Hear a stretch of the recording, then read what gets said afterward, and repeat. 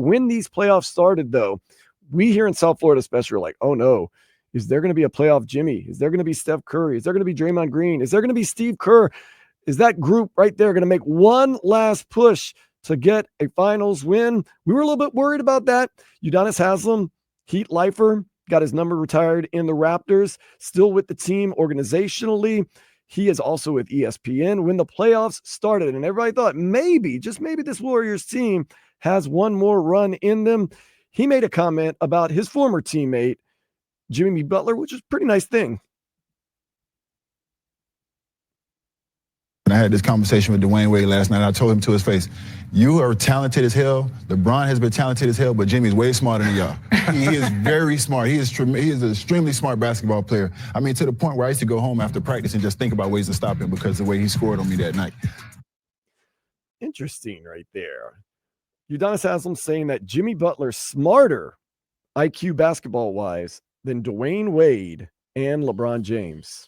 So this was early in the year, right? This is when the playoffs were about to start. Okay, so this was right after they beat Memphis, I believe. Correct. In the playing game, I think both Jimmy and Curry went for 35 plus. Mm-hmm. They combined for 71 points. Had a great game. Okay. And look, UD has played with all three of those guys, so he's not speaking out of turn. He's played with LeBron. He's played with Dwyane Wade. He's played with Jimmy Butler. It's his opinion. He thinks Jimmy Butler, and I agree that Jimmy Butler is, I don't know him personally, and I've never played with him, and I'm definitely not part of the Heat organization, but I believe he is a smart player. He's a very intelligent and smart player. I don't know if you want to say Dwyane Wade and LeBron James because those guys are big time legend, especially Dwyane Wade down here. But, you know, UD's just speaking his truth, right, Vlad? He's just speaking the truth, what he believes. His truth. That's his truth. And, okay. You know, I ain't knocking it. So things change, though. The playoffs start going. Warriors do beat Houston Rockets. Houston Rockets a little inexperienced nonetheless. You start saying maybe, and then they run up against the Timberwolves and get buzzsawed 4-1. Steph Curry was hurt. Jimmy had some good games. He also had some games where he wasn't as efficient. So Udonis Haslem didn't amend his statement by any means, but maybe had a little less of a positive spin on Jimmy after the Warriors got bounced from the playoffs. From this standpoint alone, last year they were in 10th. They didn't make the playoffs. This year they started off in 10th when they got Jimmy. They made the playoffs. I would say it worked out from that perspective. But what I'm going to say about Jimmy is, as great as Jimmy is, the playoff Jimmy thing has put Jimmy Butler in a conversation with guys that maybe are a little bit above Jimmy Butler. And sometimes the expectations of Jimmy Butler are the playoff Jimmy Butler expectations all the time. And that might not necessarily be who Jimmy Butler is. Jimmy Butler is a very talented basketball player, but he'll tell you, I'm not the most talented. I'm not the fastest. He is a smart guy. He preys on weaknesses and mistakes. We got to give credit where credit's due to Minnesota. McDaniels was on him. Ant-Man was on him. Randall was on him. He's not a shooter. He needs to get in the paint. When you get in the paint, we have the #1 shot blocker and rim protector on him. I think Jimmy Butler gave what he gave, but Jimmy Butler didn't have any more to give against that team. And that's where you see the differences between other guys and Jimmy. Because I've seen guys guard LeBron, and no matter what you do, he gets his. I've seen guys guard D-Wade. No matter what you do, he gets his. Jason Tatum, he gets his. Jaylen Brown, he gets his. Those guys get theirs no matter what you do. Jimmy Butler's not that unstoppable guy like those guys. Okay, I hear you, but now backtracking. What was your expectation once this trade happened? Because did it live up to the... I was on the other side of the trade, so you want to hear what my expectation was? Tell me. I wouldn't give a damn what he did over there. Oh. I was worried about the side of the trade that we got. Okay, fair enough. That's UDB and UD at the end right there. But really, that is kind of the story of Jimmy Butler. He gives you what he gives you. He can only give so much. I just told you during the break. Jimmy told you he didn't want to be Batman anymore. He wanted to be Robin. He doesn't have the energy anymore or to be Batman all the time. It's too much for him at his age. Remember who he's played for 2 times. He played with Tom Thibodeau. And we all know if you play for Tibbs and you're his best player, one of his core guys, you're gonna have some threat, wear on your tires. And we know that he played with the Heat for a while, had some long runs with them, but at some points in those games and some points in those seasons and some points, especially in those postseasons, he did a lot of heavy lifting, a lot of carrying. But he wants to do the other things and not just carry the offensive load, which is also scoring or dictating or playmaking for others. But Jimmy probably wanted to go into, what I think Jimmy wanted to do, bro? Jimmy wanted to go back to the role he had in Chicago when he had Derrick Rose, when he was starting to come and make his name, where he just could be a jack of all trades. If you need him to score, he can, but he's definitely going to defend. He's going to go to the free throw line, this, that, and the other. But he also wants to get paid like a Batman. And guess what? If you don't want to be Batman, I can't pay you like a Batman, especially at 36. That's the problem. With the tread on the tire, has the tread on the tire caught up with Jimmy Butler? It kind of seems like at some point it has. I mean, a lot of wear and tear. I think it was part of the reason why he didn't play so much here in Miami, or I wouldn't, they said you need to be quiet and play more, is that he was trying to protect himself a little bit because he could tell that he was starting to run low on battery power. And no, Manu, he was Batman for your team. So let's not act like that. He was 100% the Batman for this team. He was Batman for that team. He was the Batman for Philadelphia, though they chose to take Ben Simmons. But no, he Batman in Minnesota too when he went there, and they decided they wanted to go young.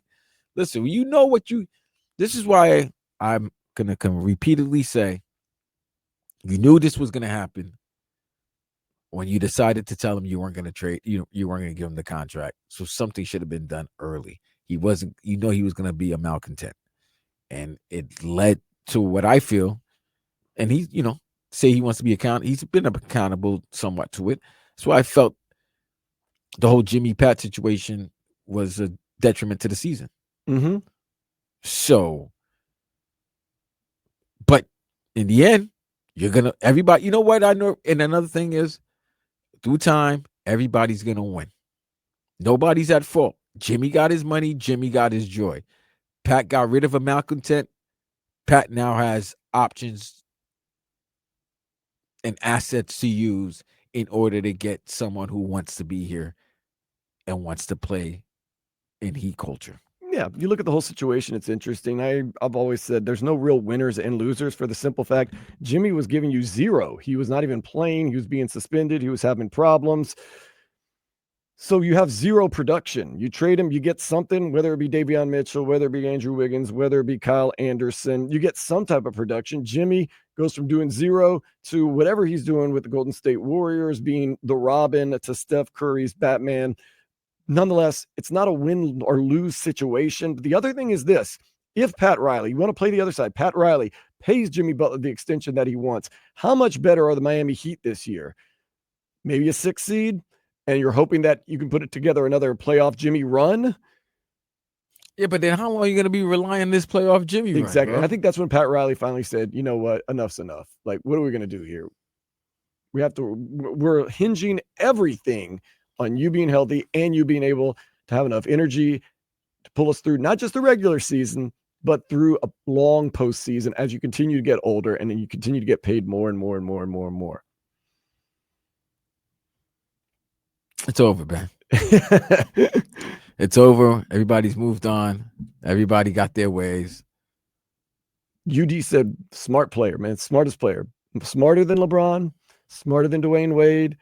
He had to just figure out ways to stop him. But then he said, he's limited. He doesn't always get hit. I don't think, now listening to the comment, I don't think he was kind of like playing both sides or insulting him. No. Saying he was actually, he was giving him a compliment because D Wade and LeBron are so talented. Like they're probably a little bit more talented than, they're definitely a little bit more talented than Jimmy. But Jimmy uses his brains and his, like you said, the opponent's weakness in getting his way. So that's always a little bit smarter because he knows how to. Jimmy's a manipulator. Mm-hmm. He knows how to manipulate.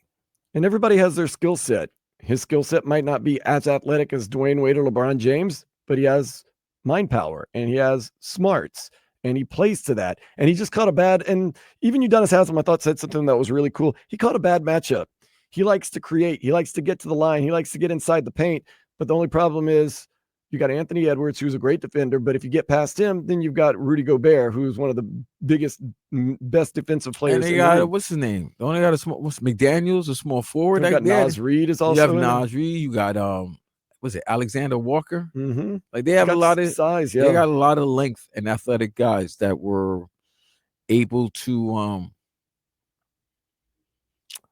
contain Jimmy for the most part. And here's the other thing: the Rockets gave them a tough time. That was 7 games. That was 7 games. Like they're old, bro. They old. They can't be going You can't go against these young Thundercats back to back like that. Nah, man, them kids are trying to run you out the gym. They're going to wear you out. It's going to be interesting to see how Minnesota does in this Western Conference Finals. If they put up a big time fight, maybe even win, or if they get a 4-1 against whoever it might be that wins tomorrow between the Nuggets and the Oklahoma City Thunder. That game could go either way because you got Oklahoma City that's got all this talent and this depth and this length, and they're young and they're talented. And then you got the Nuggets that just got all this knowledge and experience and the best player in the game. This is what I love about these chess match conference. This is what I love about these conference semifinals and these conference finals, bro. That's what I love about this NBA postseason, because it kind of gives you a preview of what's going to happen during the NBA summer, the 25, 26, the 25 free agency. Ooh. Because you know now, if you're in the Final Four team, you know you're a title contender. Yes. If you're in the Final 8 teams, remember I always say there's context in losing. Depending on how you lose, if you lose in 7 games, and who you lose to, you know that you're not that far, or you might be a contender, or you're not that far. Or if you get swept or get, gentleman sweep, you know that you're probably still a couple more pieces away from really contending. And the NBA is still the same old way, man. You got to go through playoff losses and round by round in order for you to finally succeed. Yeah, you're 100% right. Look what you learned about the Lakers in that first round loss to the Timberwolves. They have to change some things. So OKC, if they lose to Denver, they got to change some things. The second year in a row. You know Denver's got to change things because they don't even got a coach. Ain't no way Jokic play a coach fully next season. I wish you would. Listen, I'm there with you. All right. Pacers, this is their second year now in the Eastern Conference Finals. True. They'll know if they got to make another move or if the team is that close with another year together. Knicks the same way. Timberwolves, back-to-back Western Conference Finals. Yes. Like, literally, T-Wolves and the Pacers are literally the same team. Back-to-back back-to-back conference finals. Are they ready to take the next step? And then now you see Boston, they're going to have to change. Golden State, definitely going to have to change. Yep. Yeah, a lot of teams got to figure out. Cleveland might have to change. Clippers, they've got to make some changes. Lakers going to have to make changes. Like, the playoffs let you know how far or how close you are from holding that Larry O'Brien trophy. The playoffs definitely show your deficiencies. That exposes your weaknesses. Absolutely. That's